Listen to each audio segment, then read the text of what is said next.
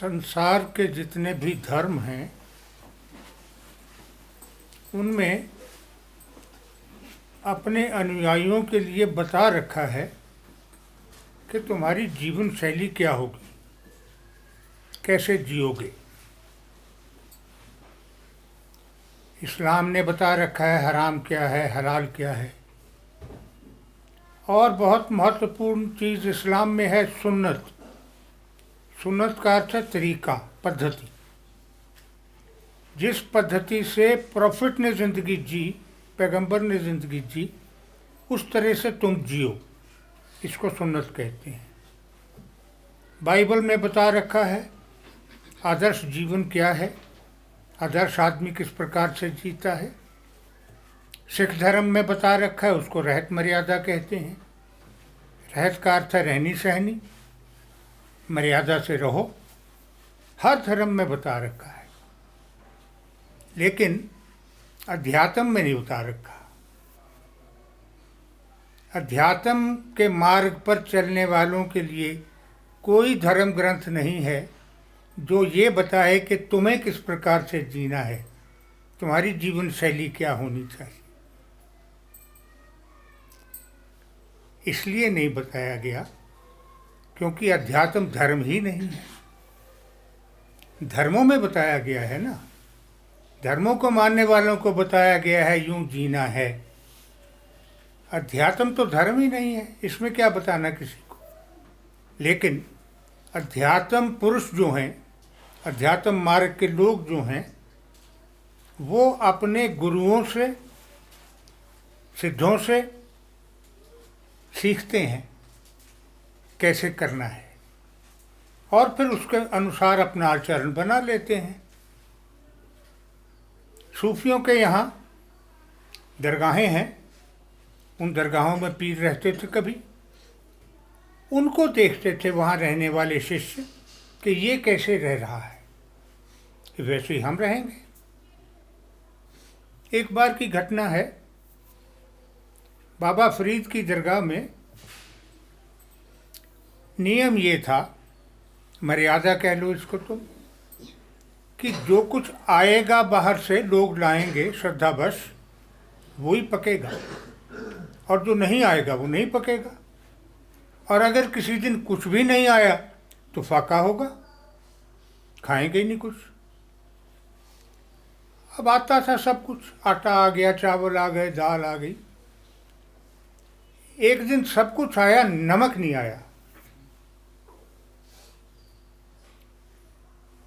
तो खाना खाने जब सब बैठे तो निज़ामुद्दीन अभी वहाँ साधना कर रहे थे। गुरु के प्रति श्रद्धा होती है, उनकी भी थी। तो खाना खाते खाते उन्हें लगा कि मेरे गले से नहीं उतर रहा, ये बाबा कैसे खाएंगे, फीका। तो अगले दिन फिर नमक नहीं आया। तो निज़ामुद्दीन बाहर गए और बनिए की दुकान से दिरहम सिक्का चलता था तब, 1 दिरहम का नमक ले आए और ला के वो हांडी में डाल दिया। पक गया खाना। अब खाने जब बैठे, सब लोग इकट्ठा बैठ के खाते थे।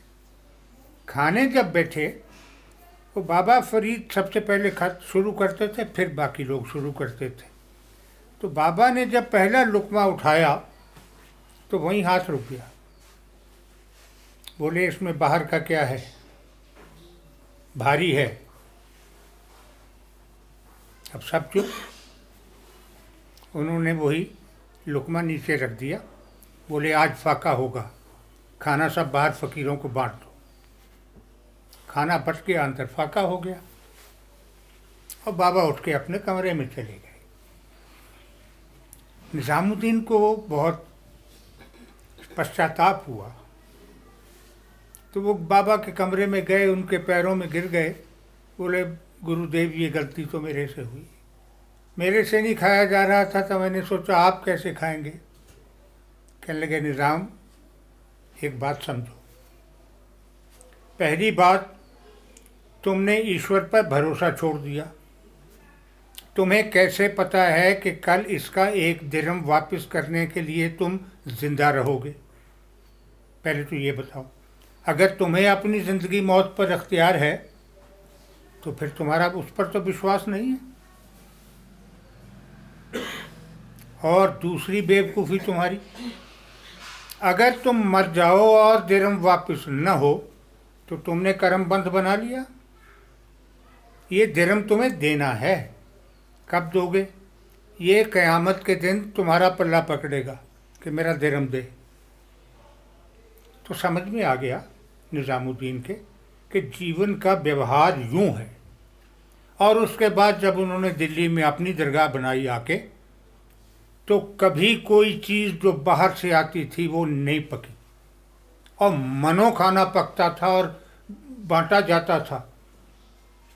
जो अंदर रहते थे वो तो खाते ही थे, लेकिन कितना खा लेंगे? 10 आदमी होंगे, 20 आदमी होंगे। अब खाना तो एक मन बन गया।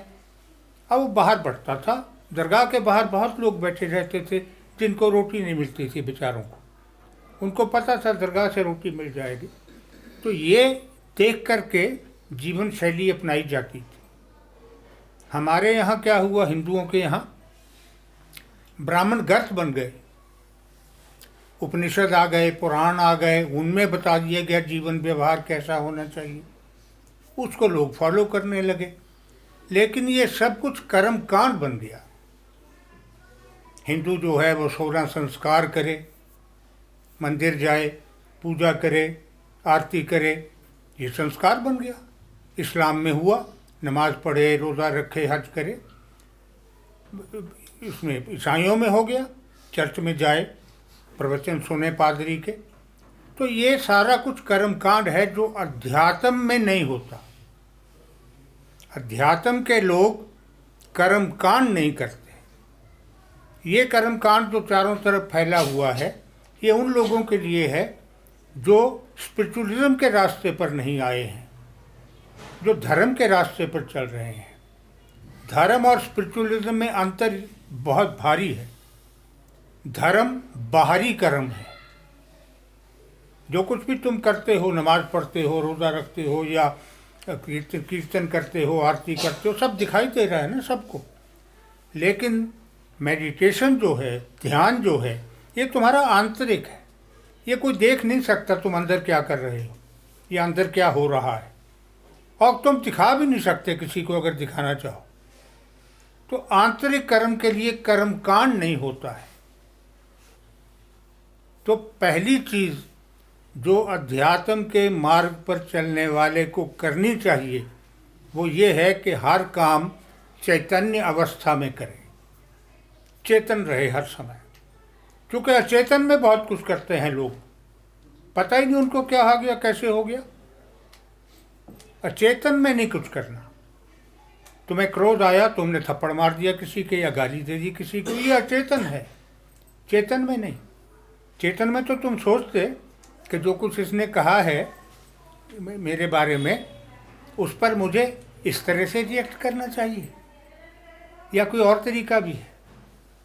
तो चैतन्य व्यक्ति सोचता है और सोच के निर्णय लेता है, तुरंत ले लेता है, लेकिन लेता सोच समझ के है। कोई कर्म अचेतन में नहीं करता। अब हिंदुओं में शादी ब्याह हो रहे हैं, तुम्हारे सबके भी हुए होंगे। पंडित ने जो कहा तुम करते गए वहाँ बैठ के फेरों पे। तुम्हें नहीं पता वो क्या कह रहा था, तुम्हें उसका अर्थ भी नहीं पता जो संस्कृत वो बोल रहा था। उसने जो कहा तुमने कर दिया।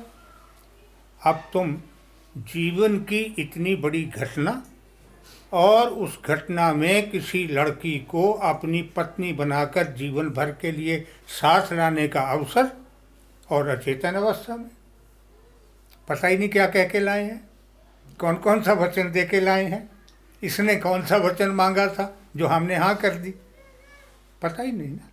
तो अचेतन में नहीं करता अध्यात्म पुरुष कुछ भी। अध्यात्म पुरुष जो कुछ करता है चेतन अवस्था में करता है, जागृत अवस्था में करता है, अचेतन में नहीं। धार्मिक लोग अचेतन में बहुत कुछ करते हैं, चेतन में कुछ नहीं करते। ये अंतर है। तो दूसरी चीज़, धार्मिक लोग एकाग्रचित्त नहीं होते। तुमने देखे होंगे मंदिर जाने वाले लोग, कितने लोग जाते हैं, एकाग्रचित्त कौन है वहाँ? गुरुद्वारे में गए हैं, मस्जिद में गए हैं, नमाज पढ़ने गए हैं। एकाग्रचित्त का मतलब है कि ईश्वर के सिवा कुछ नहीं सूझ रहा। इसका तो अभ्यास करना पड़ता है। एकदम आंख बंद करके तुम ईश्वर के साथ नहीं जुड़ सकते, निरंतर अभ्यास करना पड़ता है। इस अभ्यास को साधना कहते हैं। तो अध्यात्म पुरुष एकाग्रचित्तता की साधना करता है। वो मंत्र जाप से करे, किसी मंत्र पर कॉन्सेंट्रेट करके करे, या अपने ब्रह्मरंध्र पर कंसंट्रेट करके करे, वो साधना करता है एकाग्रचित्त होने। तीसरी चीज, अध्यात्म पुरुष दान में चेतन होता है। दान तो सब करते हैं, चैरिटी तो बताई गई है हर धर्म में, लेकिन उस दान का उपयोग शरीर के लिए हो रहा है या आत्मा के लिए हो रहा है, ये देखना बहुत जरूरी है। अगर शरीर के लिए हो रहा है तो फिर कोई तुम्हारा आध्यात्मिक कर्म नहीं हो रहा। करो दीन दुखियों की सेवा जितनी कर सकते हो, लेकिन धन से जरूरी नहीं है।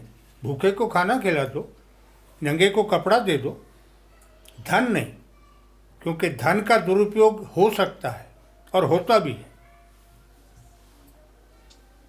तो मैं जब पढ़ता था स्कूल कॉलेज में, तो हमारे शहर में 2 भिखारी रहते थे, पति पत्नी। वो सारा दिन मांगते थे गलियों बाजारों में, और जो भी मिलता था ले आते थे।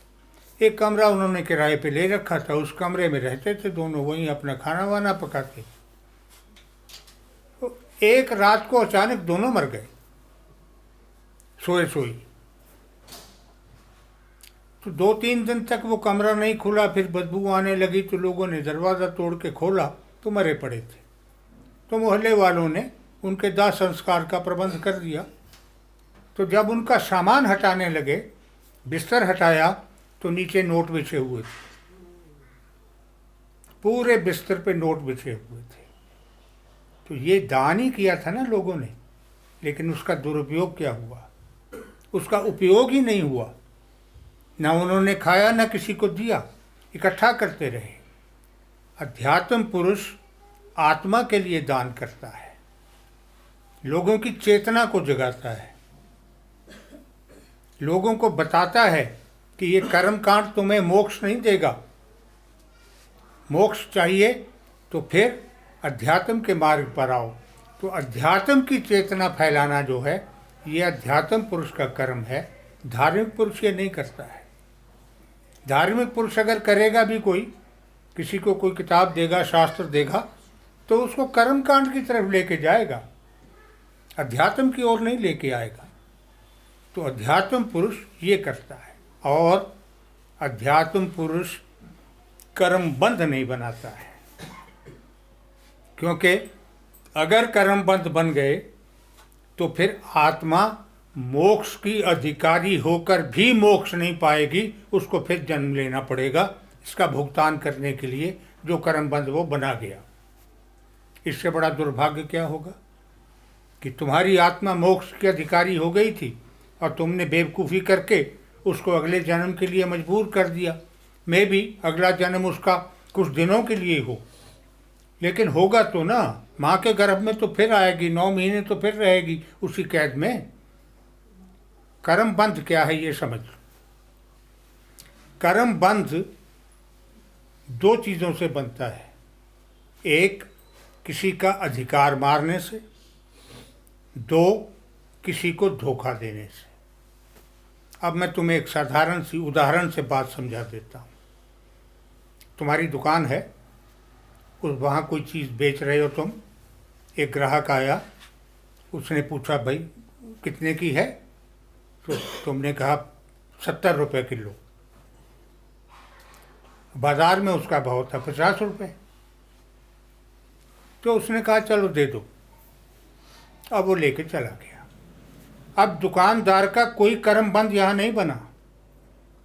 उसका माल है, वो 70 में बेचे, वो 50 में बाजार में बिक रहा है तो 20 में बेच ले, कोई रोकने वाला नहीं है। कर्म बंद नहीं बना।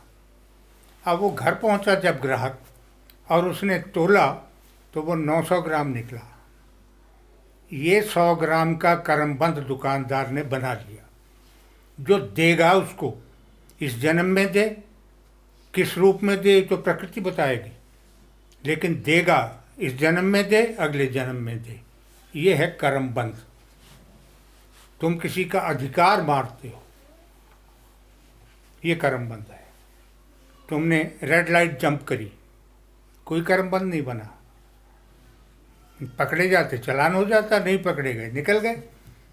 करमबंद नहीं बना तुम्हारा, सरकार के प्रति या पुलिस के प्रति तुम्हारा करमबंद नहीं बना।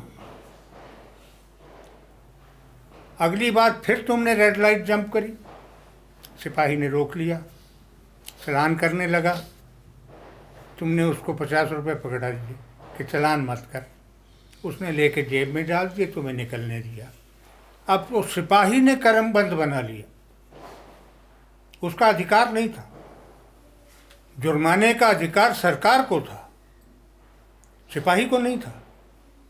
उसने तो चालान भरा ही नहीं। यूं बनते हैं कर्मबंध। अध्यात्म पुरुष चैतन्य रहता है कि मुझे कर्मबंध नहीं बनाना है, क्योंकि कर्मबंध आत्मा की मोक्ष प्राप्ति में बाधक बनती है। और अध्यात्म पुरुष चिंता नहीं करता है, चिंतन करता है। चिंता और चिंतन में बड़ा अंतर है। कोई भी मुसीबत आई तुम्हारे सामने, उसकी चिंता में अगर तुम बैठ गए हो तो मुसीबत का हल कभी नहीं मिलेगा तुम्हें। चिंतन करोगे तो हल मिल जाएगा। कोई ना कोई हल तो दिमाग देगा ना तुम्हारा कि ये कर लो भाई। हो सकता है उसमें तुम सफल ना हो करके फिर दूसरा कोई कर लोगे, लेकिन अगर चिंता करके बैठ जाओगे तो फिर तुम निष्क्रिय हो गए, इनएक्टिव हो गए। उसका कोई लाभ तुम्हें होने वाला नहीं। तो चिंता नहीं, चिंतन करता है अध्यात्म पुरुष। और अध्यात्म पुरुष कोशिश ये करता है कि उसका अंदर करुणा भाव जागता रहे, सोए नहीं। करुणा किसी का भला करना है। तुलसीदास ने धर्म और अधर्म को बहुत साधारण शब्दों में समझा दिया। परहित सरिस धर्म नहीं भाई। दूसरे का हित करने में इसके जैसा कोई धर्म नहीं है।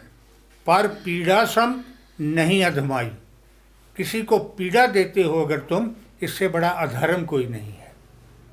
तो अध्यात्म पुरुष धर्म और अधर्म के अंतर को जानता है, पाप और पुण्य के अंतर को जानता है, और अपनी चेतना को सुनता है, जिसको विवेक कहते हैं। बुद्धि को नहीं सुनता, मन को भी नहीं सुनता, क्योंकि मन तो इच्छा करेगा ही करेगा।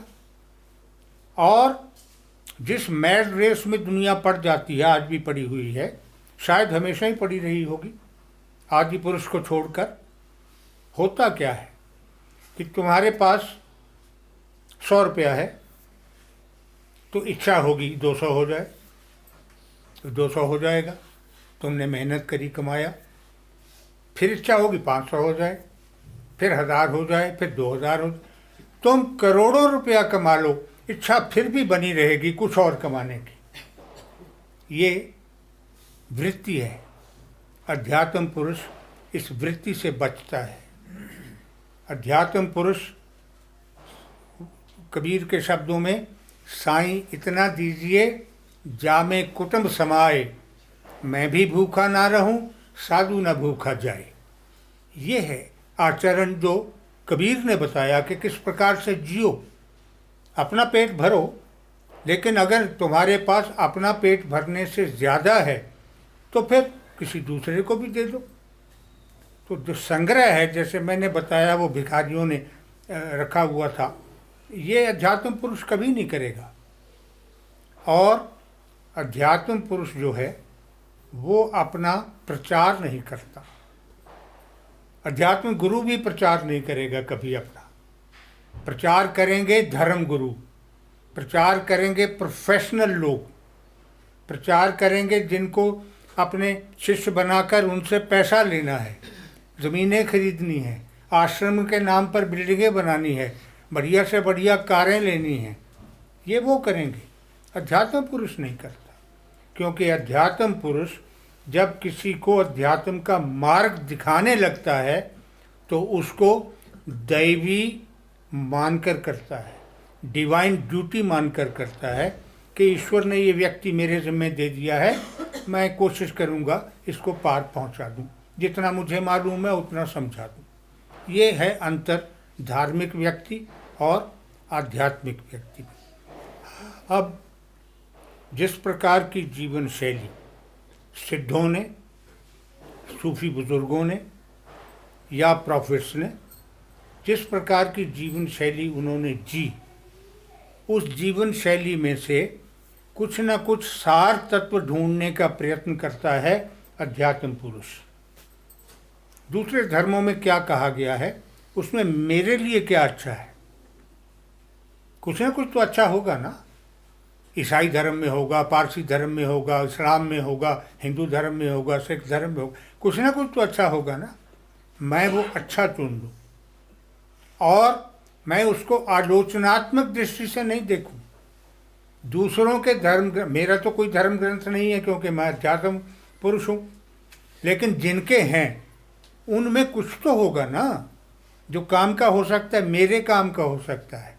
तो अध्यात्म पुरुष गुणग्राही होता है, गुण पकड़ता है जहाँ मिल जाए, और किसी धर्म से, किसी विश्वास से, किसी मत से मतभेद नहीं करता है, क्योंकि मानता ही नहीं वो किसी को, तो मतभेद क्या करेगा।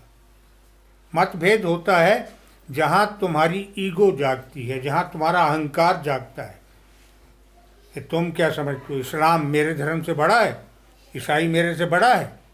मेरे से बड़ा वाला अहंकार है। भाई वो जो कर रहा है उसको करने दो, तुम जो कर रहे हो तुम करो, दोनों ही नहीं सही काम कर रहे हो, दोनों को इस मार्ग पर आना पड़ेगा अगर मोक्ष चाहिए, अगर मुक्ति चाहिए। ये संसार इसी प्रकार से चलता आया है, इसी प्रकार से चलता रहेगा, और तुम इस संसार में रहते हुए भी अपने आप को अगर संसार से बचा कर रख सको तो अध्यात्म पुरुष हो। भीगो नहीं संसार में, लेकिन भोगो जरूर संसार को। अगर ईश्वर ने तुम्हें मोटरसाइकिल खरीदने का पैसा दिया है तो फिर साधारण साइकिल मत खरीदो, फिर खरीद लो मोटरसाइकिल।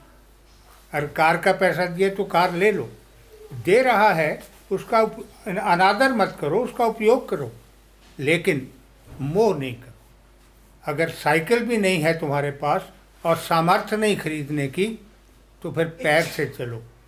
शुक्र करो कि ईश्वर ने तुम्हें 2 टांगें दे दी हैं। ऐसे कितने लोग हैं जिनको उसने टांगें ही नहीं दी हैं, अपाहज हैं। तो जब इस सोच से चलता है अध्यात्म का व्यक्ति तो फिर वो अध्यात्म के मार्ग का सही यात्री बनता है और कर्मबंध किसी प्रकार से बनाता ही नहीं है, पार हो जाता है, संसार से मुक्त हो जाता है।